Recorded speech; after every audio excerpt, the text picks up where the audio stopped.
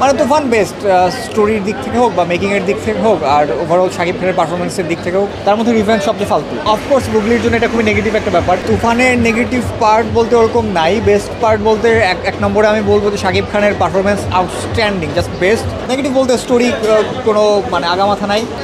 Review আমি হচ্ছে দুইটার করছি, রিভেঞ্জ এবং তুফান, এবং হচ্ছে অফকোর্স টপে এক নম্বরে আমি তুফানকে রাখবো। মানে তুফান বেস্ট, স্টোরির দিক থেকে হোক বা মেকিংয়ের দিক থেকে হোক আর ওভারঅল শাকিব খানের পারফরমেন্সের দিক থেকেও তুফান বেস্ট। তার মধ্যে রিভেঞ্জ সবচেয়ে ফালতু। রিভেঞ্জের স্টোরি মানে খুবই উল্টাপাল্টা মনে হয়েছে, যে মানে কে কাকে মারতেছে, কে কী হইতেছে আমি কিছু বুঝি নাই মুভি। রিভেঞ্জের পজিটিভ দিক তো খুব একটা নাই। একটা পজিটিভ দিক আমার মনে হচ্ছে যে ক্যামেরাটা খুব ভালো ক্যামেরা হয়তো ইউজ করছে, এই জন্য ফুটেজগুলো আমার দেখে খুব ভালো লাগছে, যে আল্লাহ বাংলা মুভির ফুটেজগুলো এত সুন্দর পরিষ্কার। ওয়ালটন ফ্রিজ কিনে অনেকের মতো আপনিও হয়ে যেতে পারেন মিলেনিয়াল। সেরা পণ্যের সেরা অফার। কিন্তু আর নেগেটিভ বলতে স্টোরি কোনো মানে আগামাথা নাই। সেকেন্ডে হচ্ছে সবচেয়ে খারাপ লাগছে রোশানের অভিনয়। রোশান হচ্ছে ফ্ল্যাট।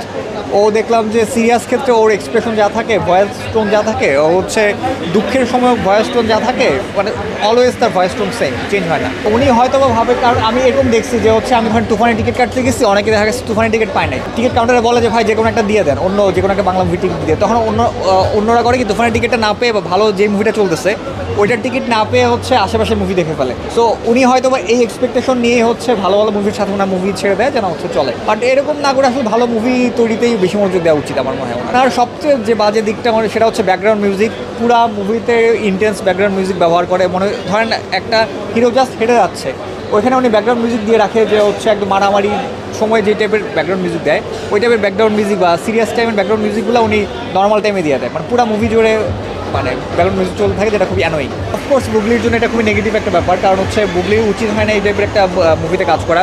কারণ হচ্ছে ওনার আরও মানে স্ক্রিপ্ট বাছাইয়ের ক্ষেত্রে আর একটু যত্নবান হওয়া উচিত। উনি 7 নম্বর ফ্লোর করছে, খুবই অসাধারণ একটা মুভি। প্রহেলিকা করছে, অসাধারণ একটা মুভি। সেখানে এরকম বাজে স্টোরির একটা মুভিতে কাজ করা ওনার একদম উচিত হয় না। মুখের বড় বড় কথা না বলে সেটা কাজে দেখানো উচিত। তুফানের নেগেটিভ পার্ট বলতে ওরকম নাই, বেস্ট পার্ট বলতে এক নম্বরে আমি বলবো যে শাকিব খানের performance outstanding, just best. Tamil flavour পাইছি মুভিটাতে, যেটা হচ্ছে এখন পর্যন্ত অন্য বাংলা মুভিতে আমি পাইনি। স্টোরির সাথে অ্যানিমেলের কোনো মিল নাই, স্টোরির সাথে কেজিএফেরও কোনো মিল নাই। জাস্ট হ্যাঁ হয়তো বা ভাইবটা মিলে গেছে, কারণ একজন গ্যাংস্টার দেখাইতে চাইছে। এখন গ্যাংস্টার দেখাইতে চাইলে হচ্ছে ওই রকমটা ভাইব কিছুটা মিলে গেছে, এরকম হতে পারে ইন্সপায়ার হচ্ছে, বাট এটা কপি না। হ্যাঁ তুফান 2 আসবে, এটা হচ্ছে এনক্রেডিটে বলে দেওয়া হচ্ছে তুফান 2 আসবে, এবং আমি খুবই এক্সাইটেড তুফান 2 এর জন্য। কেজিএফ চ্যাপ্টার 1, তারপরে হচ্ছে আপনার ওই যে বাহুবলী চ্যাপ্টার 1, এই টাইপের মুভিগুলোর মতোই রায়হান রাফি করার চেষ্টা করছে, যে পরে আরও চ্যাপ্টার আসবে। হ্যাঁ বাংলাদেশের নায়িকাকে নেওয়া যেত, খুব একটা চেঞ্জ বিন্দা সিনা মিমকেই নেওয়া যেত। আই থিঙ্ক খুব একটা আহামরি খুব একটা পরিবর্তন হতো বলে মনে হয় না।